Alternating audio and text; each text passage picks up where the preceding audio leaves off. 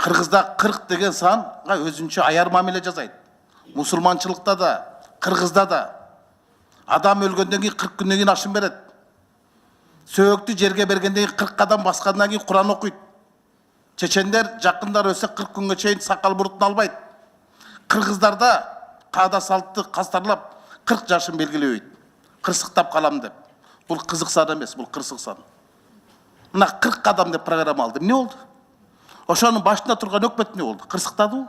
Кырсыктады. Чындык бекен? Чындык экен. Ошол 40 кадамды алып барган өкмөттө бирөө калдыбы? Бүт тазаланды, же болбосо жазаланды. Ошондо мамиле кылганда да мында кыргыздын каада салты менен мусулманчылыкты эске алып туруп ат коет да 40 кадам деп. Мен баштан эле билгем бул 40 кадам деген алыска барбасын. Анткени кырсыктуу кадам. Мына башталганда эле эмне болду? Мен сыйлаган, өтө урматтаган, Кыргызстандын келечегинен көп үмүттөндүргөн Темир Курмангазович кырсыкка учурады. Дүйшөнбек Зиралиев вице-премьер. Тоже кырсыкта бүгүн суралып атат. Ошол өкмөттө Босунбек Казаковдор баардык азыр каякта жатат.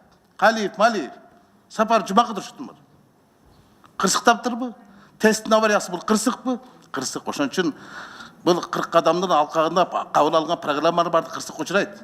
Анан азырынча кол көтөрүп ура ура деп кете бербегиле. Жакшы дагы Толкунбек Абдыгулов байкап калып артка кетип калып аман калыптыр. Ошол өкмөттөн ошол эле калды. Калганы баары шыпырылып кетти. Кырсыктап кетти.